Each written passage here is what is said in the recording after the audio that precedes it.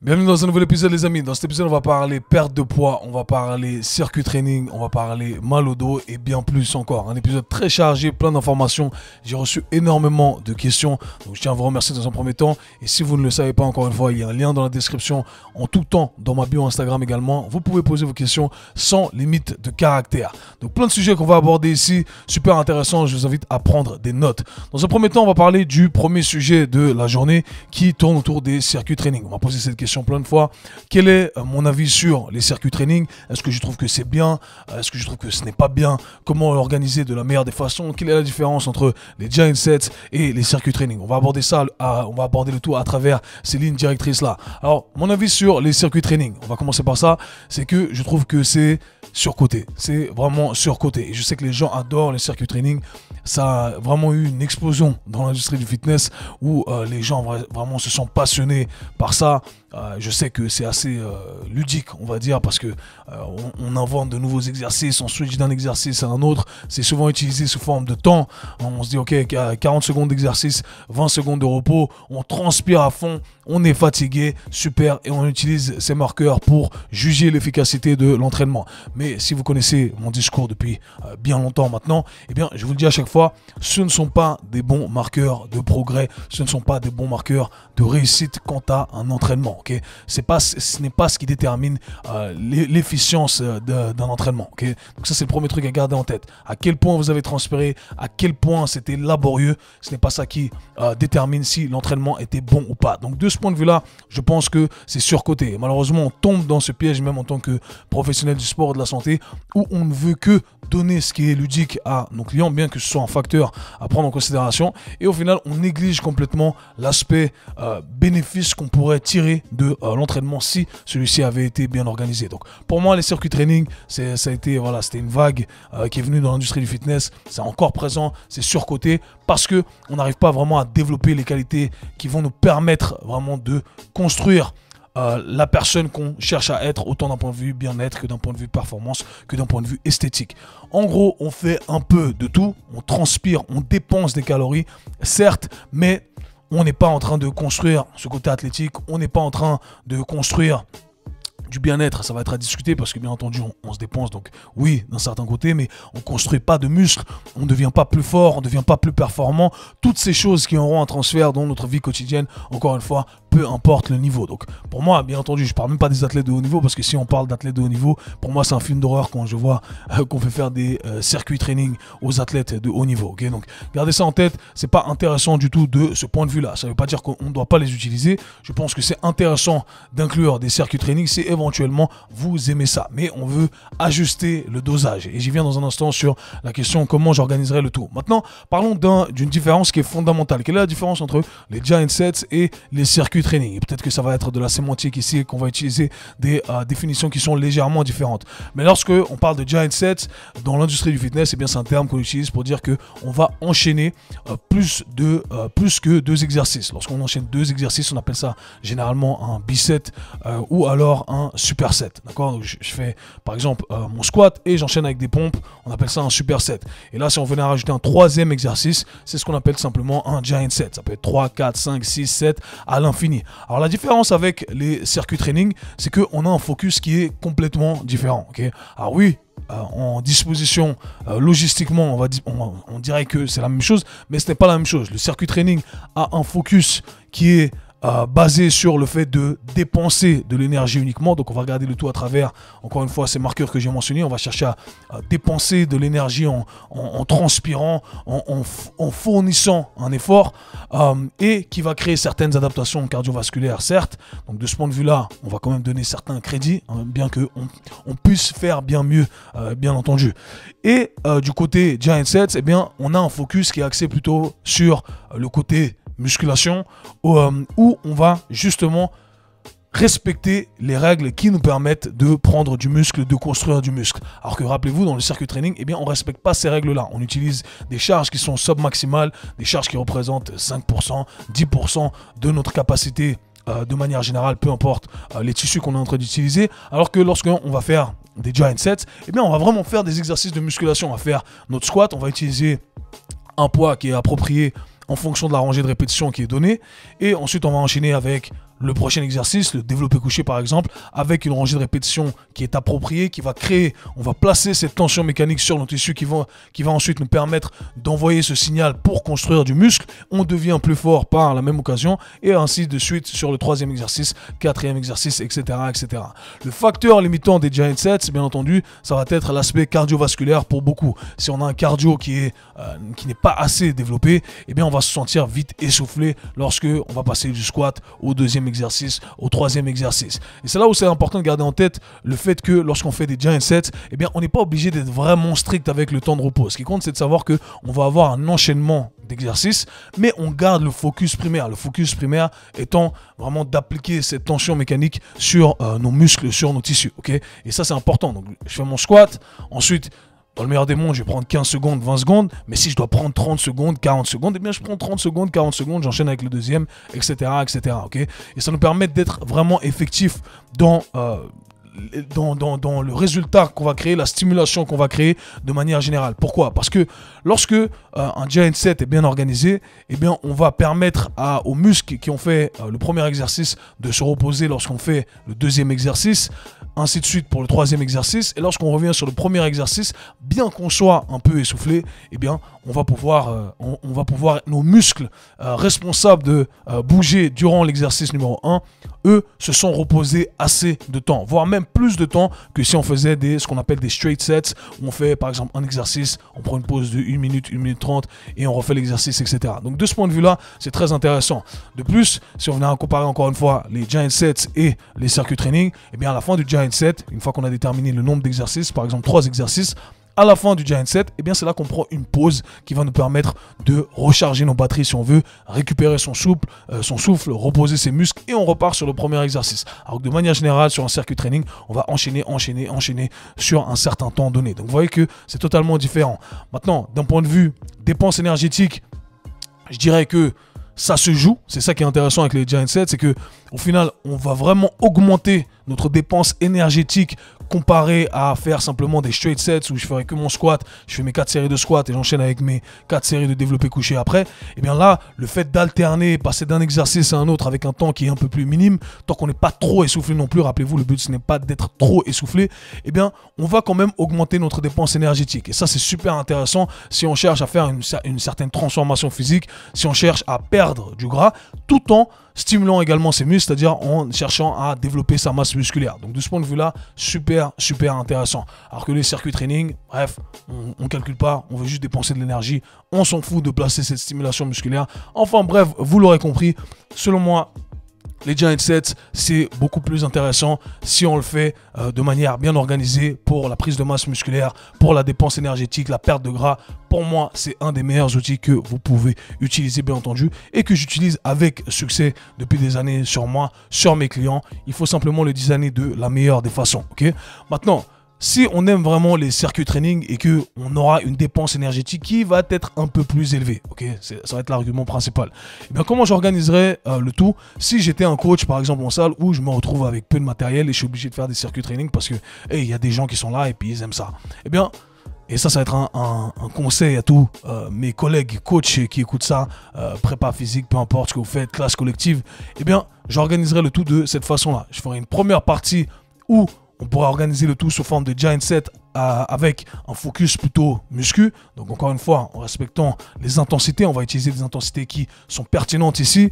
On va prendre le temps de faire les choses correctement en plaçant un temps sous tension qui est adéquat au niveau de chaque exercice. On a fait cette première partie. Ça peut être un giant set, 2 giant sets. Par exemple, je fais la partie A, B, C. A1, A2, A3. Ok, c'est mon giant set numéro 1. On fait 3 séries, je passe à la deuxième partie, B1, B2, B3. J'ai fait mon giant set, j'ai fait la partie muscu. Et ensuite, pour la dernière partie, eh bien là, je vais utiliser un circuit. Je ramène ce côté ludique, j'augmente ma dépense énergétique. Là, on construit une programmation qui est intéressante. Okay, donc même si j'avais des classes collectives, j'organiserai le tout de cette façon-là. Donc j'espère que ça va aider des collègues coachs parce qu'à chaque fois, je reçois des questions en disant « Ouais, mais Kev, j'ai pas la disposition pour le faire. » Vous avez toujours la disposition pour le faire. Il faut penser en principe et pas en exercice bien précis. C'est ce que je me tue à dire à chaque fois. Donc, vous l'aurez compris, les giant sets, pour moi, c'est vraiment un game changer si vous cherchez à construire du muscle et à augmenter votre perte de gras. Je pense que c'est super intéressant de ce point de vue-là et c'est ce que j'inclus dans mes programmes, bien entendu. Maintenant, parlons des erreurs. Deuxième thème qui est super important, qui devrait être le thème principal de ce podcast aujourd'hui. Les erreurs qu'on fait lorsque on entame une perte de poids. Alors, je dirais plutôt une perte de gras, mais on va pas s'attarder sur la sémantique parce qu'il y a une différence à faire, une différence fondamentale entre perdre du poids et perdre du gras. Et je l'annonce à chaque fois. Perdre du gras, on s'attarde uniquement sur justement ce tissu, cette graisse en plus. Et perdre du poids, eh bien, on perd du poids certes, mais on peut également perdre du muscle. Donc, gardez ça en tête. C'est important de à chaque fois corriger ce petit aspect-là dans votre tête, du moins, même si on utilise ces termes de manière interchangeable. Comme ça, vous savez, ok, hey, je dois garder ça en tête parce que je dois ajuster mon entraînement pour faire les choses de la meilleure des façons. Et vous verrez qu'au final, c'est marrant, les questions sont choisies comme ça, mais il y a une connexion entre le tout, ok? Donc la première erreur que les gens font lorsque les gens se disent, ok, je vais perdre du gras, là, je vais me débarrasser, je vais faire une transformation physique, j'en ai marre, j'aime pas me voir dans la glace. Ils vont à la salle de sport, ils font leur abonnement ou peu importe s'ils ont déjà un abonnement et ils se tuent au cardio. 1h30 de cardio tous les jours. Bam, bam, bam, bam, bam. On va sur la machine elliptique, on va sur le vélo, peu importe. Et puis au final, des fois, on est perdu parce que je suis conscient que certaines personnes ne savent pas forcément s'entraîner, ne savent pas organiser leur programmation. Donc, hey, je sais pas quoi faire, donc je vais sur la machine. Et au moins ça, je sais que je peux le faire et je vais perdre du gras en le faisant. Et pendant longtemps, ça a été la recommandation dans l'industrie du fitness et de la santé également. Les médecins qui me disaient ça, oui, non, mais faites juste du cardio, faites du cardio. Et c'est vrai que lorsqu'on va faire du cardio, eh bien, on va perdre du gras. Okay, le cardio est beaucoup plus efficace pour une dépense énergétique qu'une séance de musculation. C'est un fait. Mais on néglige les bienfaits qui viennent avec la séance de musculation. Et le problème lorsqu'on fait uniquement, et on gardera ce sujet pour un prochain podcast, peut-être pour la semaine prochaine, eh bien, le problème qui se passe lorsque on entame ce genre de perte de gras uniquement en faisant du cardio, eh bien, c'est que on perd énormément de masse musculaire si on ne stimule pas, ses muscles. On couple ça à une mauvaise alimentation, vous aurez perdu autant de muscles que de gras. Okay, donc 50% de gras perdus et 50% de muscles perdus. Donc vous êtes tout simplement une plus petite version de vous-même et c'est ce qu'on appelle le skinny fat. J'ai fait plusieurs épisodes là-dessus, donc je vous invite à aller checker tout ça. Vous ne voulez pas être le skinny fat. Oui, vous voulez perdre du gras, vous voulez voir le nombre sur la balance diminuer. Mais croyez-moi, c'est pas important ça. Ce que vous voulez voir vraiment, et ça on le sait tous, c'est votre côté esthétique. Quand vous vous regardez dans la glace et vous dites, ah ouais, là j'ai un meilleur look. Et pour avoir un meilleur look, eh bien, ce qui nous donne vraiment ce meilleur look, les habits tombent bien sur nous, on aime se voir dans la glace, eh bien, ce sont nos muscles. Okay. Ce sont nos muscles. Donc pour construire du muscle, on doit lever des poids, on doit placer cette tension mécanique, on doit y mettre de l'intensité. Faire uniquement du cardio, eh bien malheureusement, ça va pas aller en notre faveur. Okay, donc il faut bien entendu rajouter cet aspect musculation avec tous les aspects que j'ai mentionnés. Donc ne soyez plus cette personne qui va à la salle et qui fait uniquement du cardio. D'ailleurs, si vous connaissez quelqu'un qui fait que ça et vous tuez à lui dire ouais non mais il faut que tu lèves des poids, elle dit non mais moi je veux que perdre du gras, etc. Envoyez-lui cet épisode. Envoyez-lui cet épisode, ça va énormément lui servir. Ensuite, deuxième erreur que la plupart des gens font, c'est que les gens ont tendance à choisir un plan d'entraînement qui n'est pas soutenable. Alors là, on arrive avec plein de résolutions et on se dit, ok, je vais retourner à la salle et je vais m'entraîner 6-7 fois par semaine. 6-7 fois par semaine, c'est vraiment la fréquence que les gens vont choisir 5, 6, 7 fois par semaine. Et au final, ben, ils le font pendant une semaine, 2 semaines.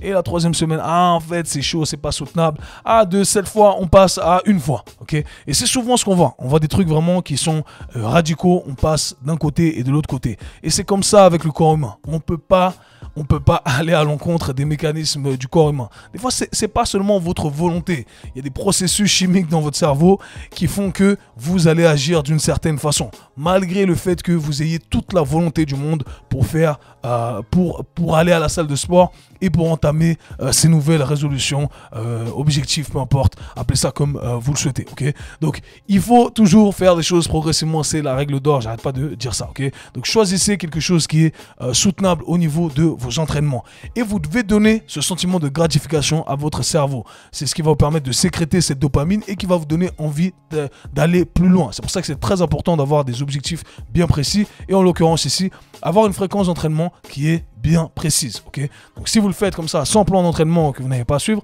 dites-vous simplement, ok, je vais aller à la salle 2 fois, 3 fois. Est-ce que 3 fois c'est faisable pour moi? Ouais, 3 fois, 3 fois je peux le faire. Si vous arrivez à tenir ces 3 fois par semaine pendant 1 mois, 2 mois, vous allez être satisfait, vous allez être content. Ça va faire partie de votre routine. Et à partir de là, ok, ben je peux rajouter une 4e séance.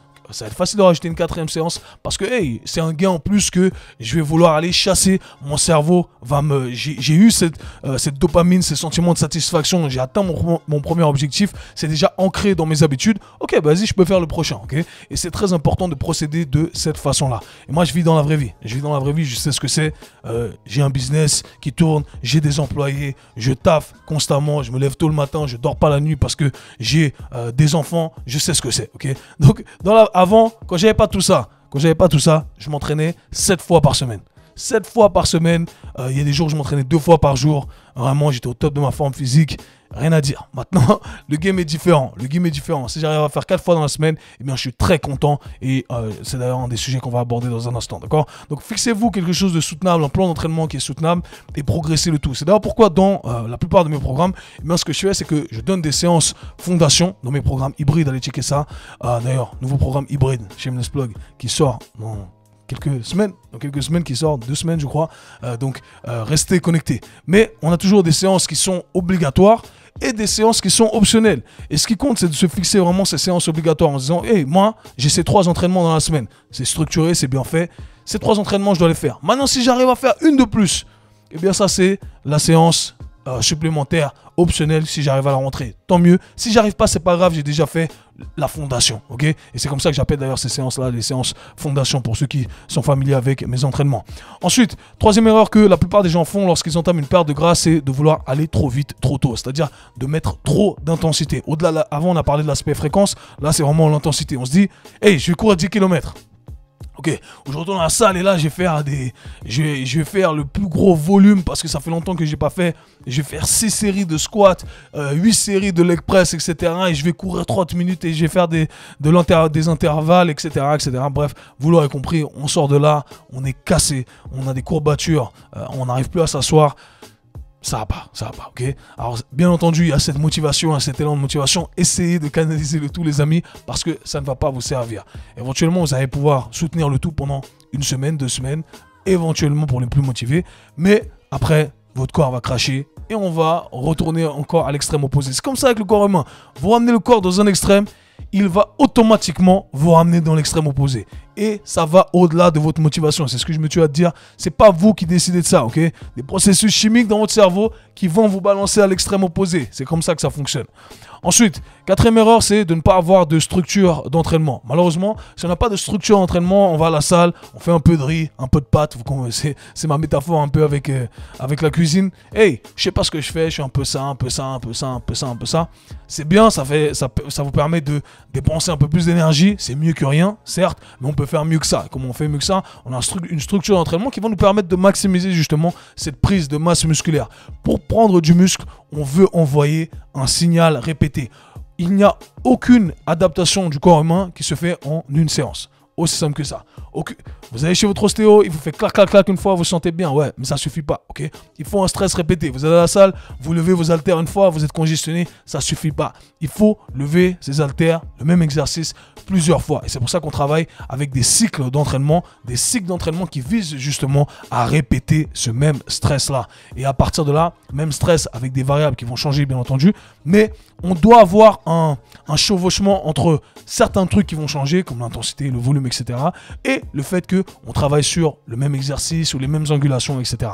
Et c'est comme ça que le corps comprend et se dit « Ah, ce sont ces tissus-là que je dois améliorer ».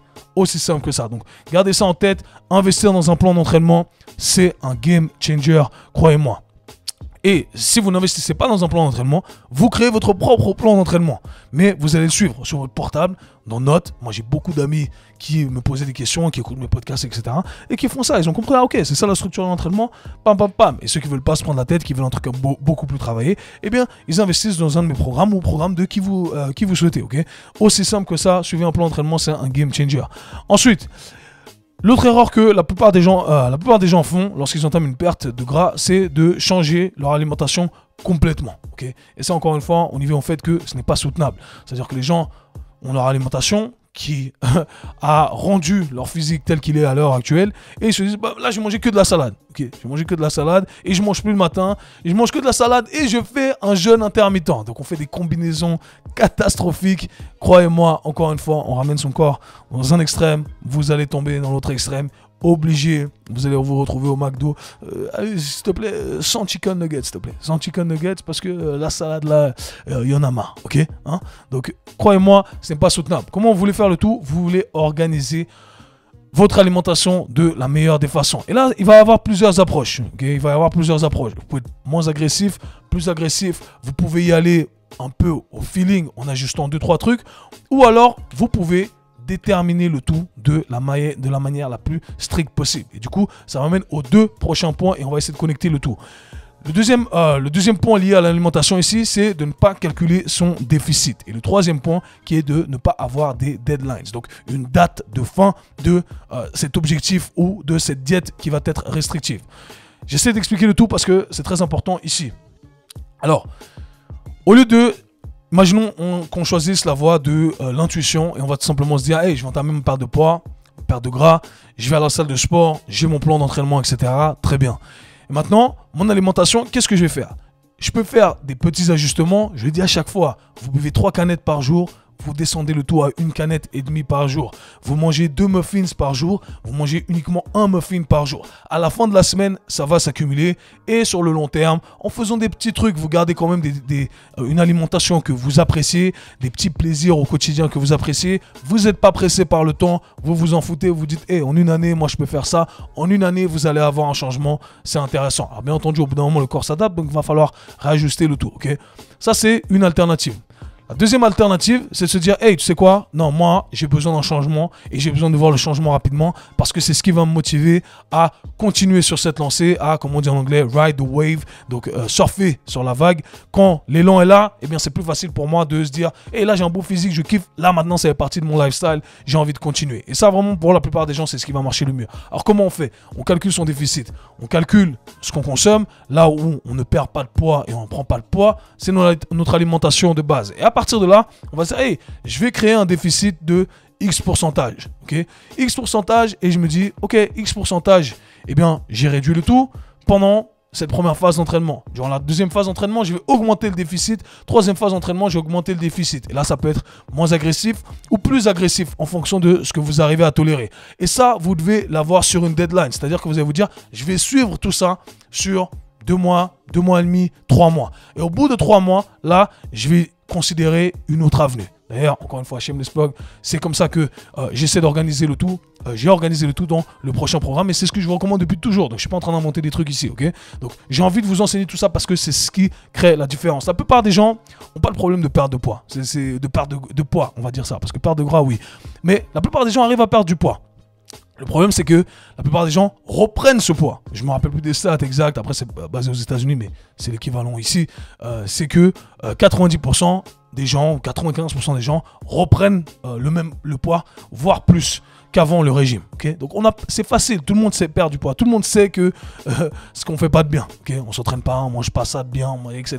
Ouais, ok. J'enlève tout ça, je fais un truc extrême, je perds du poids, mais je le reprends. Parce que ce n'est pas organisé. Il faut organiser le tout de la meilleure des façons. Donc, on organise ce déficit calorique. À la fin, on a une deadline. On s'est mis dans une position où, hey, c'est agressif. Notre corps va vouloir faire un rebond. C'est là qu'on organise le tout de la meilleure des façons pour ne pas reprendre son poids.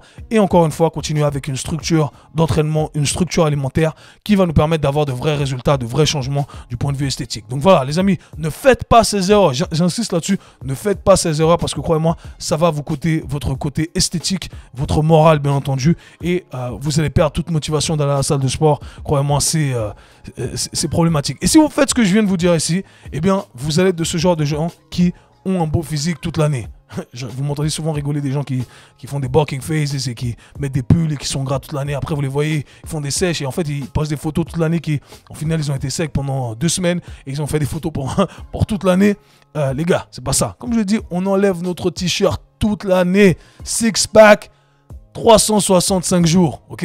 Et vous pouvez être dans cette situation également, à condition de faire les choses bien. Et je sais que ça va à l'encontre de ce que beaucoup disent dans l'industrie du fitness, parce qu'il y a cette mauvaise culture, encore une fois, qui est très influencée par le monde du bodybuilding. Et le monde du bodybuilding, la vérité, c'est que c'est pas un monde qui est sain, d'accord? C'est un sport, encore une fois. Le sport de haut niveau, c'est jamais sain. Et c'est ça qu'il faut garder en tête. Passons maintenant à la prochaine question qui tourne autour de la vie de papa. Donc je suis assez familier avec ça, vie de parents ici. Question qui a été posée par Xavier. Salut Kevin, tout d'abord merci pour la qualité du contenu que tu partages. Pour mettre du contexte, je suis devenu parent avec tout ce que ça implique, le bonheur et le manque de sommeil. Je souhaite, pas trop. Je connais ça, c'est le sourire, on sourit jaune ici. Mais c'est que du bonheur, pas que, mais beaucoup. Je souhaite continuer à progresser malgré cette période compliquée en termes de sommeil et récupération. Je m'inspire de ton schéma d'entraînement, séance 1, haut du corps, force, séance 2, bas du corps, force, séance 3, haut du corps, puissance, séance 4, bas du corps, puissance. Je sens que l'assimilation des entraînements est compliquée au vu de la récupération chaotique. Ma question est la suivante. Penses-tu que le fait de diluer le volume de ces 4 séances en 6 séances de plus courte durée permettrait une meilleure assimilation de celle-ci? Merci pour ton temps, bonne continuation, peace, Xavier. Ok, très bonne question ici, Xavier. Et comme je dis, je suis très familier avec ça, vu que j'ai entraîné pendant des années des parents. Donc je sais ce que c'est. Je suis moi-même parent avec un petit terroriste qui ne dort pas la nuit. Donc croyez-moi, je sais ce que c'est. Et j'ai bien entendu dû ajuster complètement mes entraînements comme je l'ai mentionné. Il y a plusieurs avenues qui s'offrent à nous ici. L'idée c'est de garder encore une fois ce côté athlétique, de garder ses performances, garder sa force, comme Xavier vient de le mentionner. Moi Xavier, ce que je t'invite à faire, vu que l'idée c'est que de toute façon ça va pas être parfait. De toute façon, c'est le premier truc avec lequel commencer, c'est le petit disclaimer. On va devoir forcer. On va devoir forcer. Il faut oublier cette idée de se dire « Ah, mais je dois attendre que la variabilité de ma fréquence cardiaque, de ce que m'ont dit mon Whoop, ma Oura Ring, que je sois prêt, que tout soit bien assimilé, que j'ai bien dormi. » On va plus bien dormir, ok? C'est la vérité. Donc là, il faut être prêt à se mettre dans le rouge à un moment donné. Aussi simple que ça. On va perdre aussi. Ça aussi, c'est définitif. Tu vas avoir une baisse de tes performances de 15%, 20%. Et on veut limiter la casse à ce niveau-là. On ne veut pas descendre en dessous de 20%. C'est le premier truc. Il faut être en paix avec ça. Make peace with it. C'est tout. C'est tout ce qu'il faut garder en tête. Moi, je suis en paix avec ça. Ok? Et dès que cette phase sera passée, éventuellement, là, on pourra revenir un peu plus fort. Ok? Maintenant, et d'ailleurs, je me dis que quand cette phase sera passée, bien là, on aura vraiment vécu le pire. Là, on pourra se dire, Kev, Xavier et tous les autres parents qui écoutent ça. Là, c'est facile. Le game... Quoi? Dormir 6 heures par nuit? Allez, 120% dans la salle de sport, ok? Parce que on a vécu le pire. Donc, en termes de sommeil, croyez-moi, c'est très dur. Donc, il faut être en paix avec ce que je viens de mentionner ici, ok? Maintenant, à partir de là, il ne faut pas se mettre dans le rouge tout le temps. Donc là, quand je vois séance 1, séance 2, force et force. Quand tu vas faire de l'effort max, c'est ce qui va taxer le plus ton système nerveux, ok? Ça, c'est le premier truc à garder en tête. Le premier truc que j'ajusterai, c'est séance 1, force, et séance 2, j'essaierai de garder 72 heures dans le meilleur des mondes, ok? Donc un écart, au moins 48 heures d'écart entre ces deux séances pour que tu ne sois pas trop cramé. Tu vas pas mettre un gros stress suivi d'un autre gros stress directement derrière. Ça serait une grosse erreur selon moi, ok? Donc Xavier, c'est le premier truc que je corrigerai. Ensuite, ce qui semble être compliqué ici, c'est de se dire, hey, ben à chaque fois, je vais quand même utiliser mon système nerveux avec des intensités élevées quand je travaille sur la puissance, ok? Donc ce que tu appelles la puissance, on va tous avoir des définitions différentes. J'ai déjà fait des explications là-dessus. Moi, ce que je ferais, c'est que j'oublierais sur focus puissance, où j'aurais un jour effort max, donc force, et l'autre jour où on appellerait ça vitesse ou explosivité ou puissance, d'accord, c'est de la sémantique ici. Et bien moi, ce que je ferais, c'est que j'essaierais de réduire le dosage de ces séances en se disant, ok, le volume axé que sur la force, le volume axé que sur la puissance, je vais diminuer le tout pour essayer de maintenir au maximum dans le meilleur des mondes, essayer de développer un peu. Mais encore une fois, rappelle-toi, on est déjà dans le rouge là. Donc, tu vas réduire complètement cette catégorie puissance et tu vas la mettre au tout début de ton jour force. Ok? Donc, tu vas faire jour 1, imaginons lundi, tu vas commencer avec des exercices axés sur l'explosivité et la puissance. 2 exercices, sans te cramer, sans jamais aller à l'échec. Ensuite, tu vas passer à ton effort max directement, ton lift principal, où tu vas chercher, par exemple, ton développé couché sur du, je sais pas ton niveau encore une fois, moi je recommande du 2-3 RM pour les plus avancés. Autrement, on va chercher 3-5 RM pour les moins avancés. Et autrement, je resterai autour de 6 RM pour les intermédiaires. Ok? Donc, bam! et j'ai fait mon effort max. Et là, en une séance, tu auras vraiment maximisé l'utilisation de ton système nerveux. Tu as envoyé ce stress, bam, ok, on a travaillé sur toutes les qualités qui sont intéressantes pour nous. Le lendemain, au lieu de remettre un stress axé encore une fois trop sur le système nerveux, tu ne veux pas tabasser ton corps. Donc là, moi, par exemple, ce que je fais, c'est que je vais directement réduire complètement l'intensité nerveuse, le stress passé sur mon système nerveux, et je vais me focaliser plutôt sur le pump, ok. Et c'est là où je vais chercher simplement plutôt style bodybuilding. Je vais pas chercher à bouger vite, je vais pas chercher à lever un maximum de poids, et ça va être mon focus. Et si tu arrives à faire ces 4 séances et à alterner, par exemple le jour 1, lundi, haut du corps avec stress élevé au niveau du système nerveux, explosivité et force, jour 2, pump mais que pour le bas du corps, donc pas de stress nerveux, plutôt un stress au niveau de tes tissus, sans trop faire de volume non plus, parce que si tu en fais trop, encore une fois, déjà je pense que c'est inutile, mais en plus ça va te taxer également au niveau fatigue générale. Et ensuite, jeudi, tu reviens avec un stress axé sur le bas du corps, et là, stress élevé, bam, pareil, tu commences avec des sauts par exemple, et t'enchaînes directement avec ton squat lourd ou ton deadlift lourd. Et là, tu auras fait tout ce qu'il faut faire au niveau nerveux. Le lendemain, tu fais ton haut du corps avec intensité qui est basse. Aussi simple que ça. Si tu fais ça, pour moi, tu peux que gagner. C'est ce que je fais. Et franchement, mes performances, je suis assez impressionné de ce que j'arrive à maintenir, malgré les circonstances. Maintenant, la deuxième option, et c'est une question qui est très pertinente, est-ce que ce serait pas mieux de diluer le tout? Éventuellement, si le temps ne nous permet pas de rester trop longtemps en salle de sport, etc. Donc, si le facteur temps est à prendre en considération, c'est intéressant de faire des mini-séances. Faire des mini-séances, je trouve que c'est super sous-coté. Une séance, 20 minutes, 25 minutes, lundi, mardi, mercredi, jeudi, vendredi, samedi éventuellement, et un jour de repos. Ça, c'est super intéressant également. Mais je garderai toujours le même focus, pas trop stresser mon système nerveux. 2 jours où l'intensité est très élevée, et entre, tu pourrais mettre un petit peu un 3e jour où l'intensité va être modérée éventuellement. Okay, donc là, pourquoi pas, et avec le même focus que j'ai mentionné. Ça, je pense que c'est le combo gagnant. Si tu as vraiment la disposition pour le faire, logistiquement ça peut se faire. Je sais pas, si tu as une salle à toi, bah, c'est encore mieux. Si la salle est en bas de chez toi, très bien. Mais si je dois faire, je sais pas, 30 minutes de route par la salle de sport tous les jours pour rester 20 minutes à la salle, peut-être que c'est beaucoup moins intéressant. Encore une fois, je pense que c'est plutôt quelque chose qui est à considérer pour ceux qui ont accès à du matériel ou peuvent faire au poids du corps à la maison avec de l'équipement à la maison. Donc voilà Xavier, j'espère avoir répondu à ta question ici. Force à tous les parents, on est ensemble, on est ensemble. Et j'espère que je vous inspire parce que je pense à vous les gars, je pense à vous. Je me dis moi, c'est simple, je vais être un daron sexy. Sexy, fort, athlétique. Je vais chercher mes petits à l'école, c'est mon papa. Oh, vous avez vu le papa de Damien Kwame, wow. Okay. C'est ça les gars, c'est ça. Le petit, il veut traîner avec vous. Représentez vos enfants les amis, représentez vos enfants. Je rigole, c'est mon côté blagueur à chaque fois. Dernière question ici qui a été posée par Julien. Hello Kevin, une amie a commencé la musculation il y a 1 an pour une perte de poids et une douleur en bas du dos. Depuis, elle a toujours mal au bas du dos lors d'efforts ski, paddle. Son ostéo lui dit que c'est parce qu'elle a une faiblesse au lombaire. Je trouve ça facile comme conclusion. Qu'en penses-tu? Et au-delà du fait d'aller voir un kiné compétent, que conseillerais-tu à une personne qui a des douleurs lombaires lors d'activités? Merci. Ok, donc là c'est toujours complexe parce que sans voir la personne, sans analyser la personne, sans faire de bilan, d'évaluation, c'est que des hypothèses ici. Mais encore une fois, c'est le format qui m'oblige à faire ça. Ma réponse, ça sera toujours simple. Moi je suis un professionnel, je ne suis pas un youtubeur, je ne suis pas un influenceur, je travaille avec des vrais gens, des vrais athlètes depuis des années, j'en ai fait une carrière, je sais ce que c'est, ok? Je ne vais pas vous donner la réponse, ouais il faut faire ça, c'est guéri. Non. Travaillez avec un professionnel compétent si vous pouvez le faire, si vous avez accès à ça. Si vous n'avez pas accès à de professionnels compétents, moi j'ai fait une formation pour former les coachs et je serai content de vous guider vers des élèves de ces formations. Comme ça, et je suis conscient de dire, moi en tout cas, cette personne connaît mon système. Si ça peut vous aider en complément d'information ou une prise en charge complète, eh bien, je vous recommande ces personnes. Et il y en a parmi mes participants que je sais, les yeux fermés, je peux te recommander ça, ok? En fonction de la région dans laquelle vous habitez, eh bien, je peux vous recommander quelqu'un éventuellement. Donc, vous inquiétez pas, je vous prépare un truc pour tous mes amis, collègues et coachs qui ont fait ma formation et vous tous qui veulent travailler avec un professionnel compétent. Malheureusement, c'est vrai que parfois, on travaille avec beaucoup d'incompétents. Du coup, on abandonne. Et c'est là qu'on vient à ce que j'ai proposé ici. Bien entendu, les différentes solutions que je propose à travers mes programmes, etc. Maintenant, on va essayer d'analyser les causes.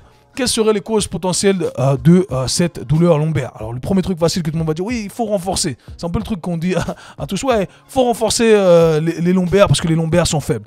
Et dans la plupart des cas, je dirais que c'est un peu, c'est faux ou c'est incomplet. Ou c'est vrai et c'est incomplet plutôt, ok? Alors, c'est faux parce que souvent, cette zone lombaire est en fait sursollicitée. C'est une zone qui est très forte pour ce qu'elle fait, mais elle se retrouve à faire plus que ce qu'elle devrait faire, ok?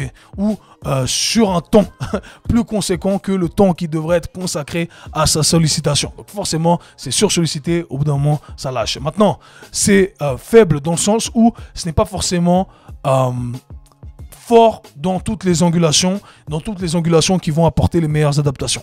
Ça, c'est le truc à garder en tête, ok? Donc, encore une fois, je lance ça là comme ça, à haute voix, et après, on va essayer d'organiser le tout. Maintenant, une faiblesse lombaire, c'est à considérer, c'est-à-dire que éventuellement, on doit travailler dessus, on doit renforcer le tout, et je vais expliquer dans un instant, quand je vais donner les solutions, comment on fait le tout, ok? Parce qu'il faut travailler de manière bien précise, bien spécifique. Maintenant, lorsque on parle de sursollicitation, lorsqu'on a mal au dos, ok, il y a beaucoup de gens qui vont à la salle de sport et qui font des exercices et au bout de quelques répétitions, je commence à sentir mon dos. Je fais, je sais pas, je donne un squat, peu importe ce que c'est, et je commence à sentir mon dos. Ou je fais du paddle, peu importe, je commence à sentir mon dos. Souvent, ce qui se passe, c'est ça, c'est que votre corps, il va utiliser les muscles qu'il détermine être les plus pertinents à utiliser lors de l'activité, ok? Calcul très rapide au niveau de votre système nerveux. Il dit, je dois utiliser mes quadriceps, mes ischio-jambiers, mes fessiers, etc. Et au bout d'un moment, ces muscles-là, lorsqu'ils sont fatigués, eh bien, votre corps va dire, hey, ok, j'ai vidé tout ce qu'il y avait au niveau des quadriceps, vidé tout ce qu'il y avait au niveau des ischios, vidé tout ce qu'il y avait au niveau des fessiers. Ben maintenant, il me reste quoi? Je vais utiliser les lombaires, ok? Et c'est souvent ce qui se passe. Donc, si ces autres muscles n'arrivent pas, ont une capacité qui est restreinte, et bien malheureusement, on va avoir une compensation au niveau des lombaires. Deuxième chose qui peut être prise en considération également, c'est l'aspect technique des choses. Quand on va à la salle de musculation, peut-être que ton ami ici, Julien, ne sait pas forcément exécuter les exercices avec la meilleure technique, la meilleure forme qui au final va dicter les tissus qu'on cherche à solliciter également, entre autres, c'est une des parties, j'arrive à la deuxième partie articulaire, eh bien, ce qui va se passer, c'est que justement, elle va avoir tendance à, déjà que sûrement cette personne a une tendance à sursolliciter ses lombaires, c'est un peu le mécanisme automatique qui va se mettre en place, eh bien, elle va le faire également lors de ces exercices. Donc c'est bien d'avoir quelqu'un, un professionnel qui est là pour ajuster le tout et voir, ok, est-ce que la technique déjà peut être corrigée? Est-ce qu'en corrigeant cette technique, eh bien, ça va dans la bonne direction? Ah ouais, là c'est vrai que je sens mon dos. Ah, tu vois, eh bien, on a déjà corrigé un facteur qui est super important. Maintenant, l'autre facteur à prendre en considération, les causes articulaires que j'ai mentionnées, que je mentionne à chaque fois, si on est limité au niveau de certaines articulations, eh bien on va créer des compensations, c'est-à-dire qu'on a des articulations qui vont faire le travail des articulations qui sont dysfonctionnelles. Et encore une fois, les lombaires, eh bien c'est monnaie courante. Si on a des hanches qui sont limitées, cheville qui est limitée, peu importe, eh bien lorsqu'on va créer un mouvement, le corps il va vous dire, ok, tu veux faire ce mouvement, mais tu n'as pas cet outil pour faire ce mouvement. Je vais quand même le faire, mais je vais y aller avec un autre outil, avec une autre articulation. Et là, ça devient problématique. Okay, là, on crée cette compensation, on met un stress qui ne devait pas être là à la base sur cette articulation qui vient compenser. Donc, ça, c'est quelque chose à prendre en considération. Comment on fait pour résoudre le tout? Eh bien, on doit analyser, faire un bilan avec un professionnel compétent. Moi, j'offre ça également dans mes programmes. Par exemple, le programme Hanche Bulletproof, je t'apprends à analyser ta hanche en gros, et à partir de là tu sais, ah ouais, je suis limité au niveau de cette fonction, de ça, donc je vais travailler dessus, ok? Donc éventuellement quelque chose à considérer. Et comme je l'ai dit, travailler sur le renforcement, l'endurance des autres tissus avoisinants pour que on n'ait pas ces compensations qui ont lieu au bout d'un moment, ok? Donc les solutions, essayons d'être pratiques ici. Évaluer ces articulations, d'accord, pour déterminer les lacunes, pour déterminer ce que j'appelle moi les drapeaux rouges, on travaille dessus. Il faut faire du développement articulaire, il n'y a pas d'autre alternative. En salle de musculation, ce que je conseillerais à cette amie, c'est de commencer, si elle n'est pas encadrée par un professionnel, de commencer par des exercices d'isolation. Et même si elle est encadrée par un professionnel qui n'arrive pas forcément à trouver de solution directe, eh bien, on commence par des exercices d'isolation. Hey, tu sais quoi, on va renforcer ses quadriceps sur le leg extension, on va faire des leg curls, on va essayer de faire des exercices pour les hanches, etc. Enfin bref, on renforce tous ces tissus, le haut du corps, etc. Là, super important, je pense que c'est quelque chose qui n'est pas à négliger. Un point qui est important pour la zone lombaire, c'est que je n'ai pas mentionné également, c'est un manque de un manque de mobilité, de contrôle au niveau de la région thoracique de la colonne vertébrale. Donc on a la colonne vertébrale, on a la partie cervicale, on a trois parties. La partie cervicale, la partie thoracique, donc on pense haut du dos, et la partie lombaire. La partie thoracique est composée de plus de vertèbres que la partie lombaire et la partie cervicale. Et c'est une partie qui est souvent très limitée chez la plupart des gens. Or, c'est une partie qui devrait être capable de bouger. Okay? Souvent, dans nos mouvements de rotation, okay? Donc si j'arrive pas à faire de mouvement de rotation avec le haut du corps, donc je dois avoir une bonne rotation au niveau de la partie thoracique et au niveau des hanches. Si je suis limité au niveau de la partie thoracique, eh bien ce qui va se passer, c'est hey, je vais commencer à pivoter que depuis le bas du dos. Si je suis limité en plus de ça au niveau des hanches, je vais pivoter que au niveau du bas du dos. Alors avant, je devais avoir deux axes qui permettent de pivoter, d'accord, et éventuellement de fléchir également la colonne vertébrale, ok, faire une extension. Et bien là, j'ai que un axe et c'est pas l'axe qui est le plus optimal. Donc tu vois déjà ici, quand on fait du ski, on fait du paddle, du tennis, peu importe, et bien là, hey, ces mouvements qui amènent ces rotations, si les hanches et la partie thoracique sont limitées, eh bien on veut travailler dessus, ok. Donc très important. J'ai mis plusieurs exercices sur Instagram, sur YouTube, etc. Donc je t'invite à aller checker ça. Il y aura des programmes qui arriveront par la suite, bien entendu, ok. Maintenant, renforcement global, comme j'ai dit en salle de sport, on veut minimiser les risques. Une fois qu'on a maîtrisé les exercices d'isolation, petit à petit, la personne va ressentir de meilleures sensations. Elle va se dire, ah, ok, je sais utiliser ça, je sais utiliser ce muscle, ah, je comprends mieux. Parce qu'avant, souvent, ce qui va se passer, c'est que dans les mouvements polyarticulaires, elle va sentir que son dos. Ok, je sens que mon dos, j'arrive pas à ressentir les muscles que je devrais ressentir. Le fait d'isoler le tout, ça va permettre de créer une meilleure connexion, aussi une meilleure connexion intramusculaire, ok, une meilleure connexion cerveau-muscle. Et à partir de là, on peut intégrer le tout, ces sensations-là, dans un mouvement plus global et dire, hey, tu vois là, tu es censé sentir plutôt ça quand tu fais cet exercice, etc. Donc là, ça va grandement aider. Moi, une fois qu'on maîtrise tout ça, bien entendu, je recommanderais mon programme Starter. Le programme Starter, si tu n'as pas de coach, eh bien, je pense que ça va vraiment t'apprendre énormément de choses quant à l'exécution des exercices. On rentre en détail au niveau des tutoriels. J'essaie d'organiser le tout pour que ça ait du sens graduellement. Okay, mais il faut garder tout ça en tête, bien entendu.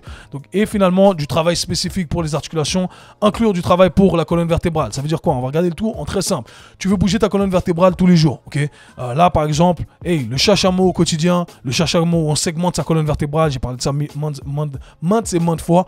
On bouge une vertèbre à la fois au quotidien, plusieurs fois, ok? Des Jefferson curls au poids du corps. On arrondit sa colonne vertébrale, on fléchit, on remonte, etc.